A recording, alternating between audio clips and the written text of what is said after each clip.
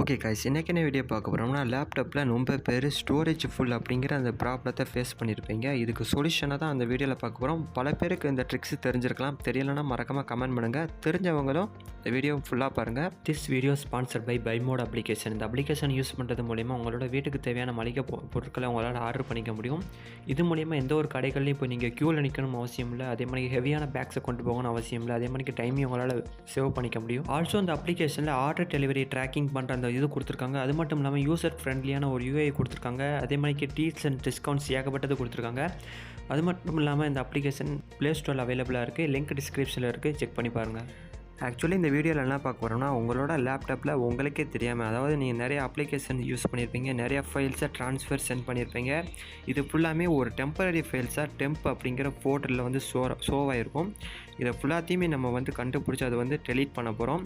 இதுக்கு நீங்கள் ஃபஸ்ட்டு என்ன பண்ணிங்கன்னா, உங்களோட விண்டோஸ்குள்ளே போய் ரைட் கிளிக் பண்ணிங்கன்னா ரன் அப்படிங்கிற ஒரு ஆப்ஷன் இருக்கும். அதை கிளிக் பண்ணிங்கன்னா உங்களுக்கு ஒரு சர்ச் பண்ணுற மாதிரி ஒரு பாக்ஸ் வந்து நிற்கும். அதில் டெம்ப்னு டைப் பண்ணி நீங்கள் ஓகே கொடுத்தீங்கன்னா டெம்பரரி ஃபைல்ஸ் ஃபுல்லாமே ஷோ பண்ணும்.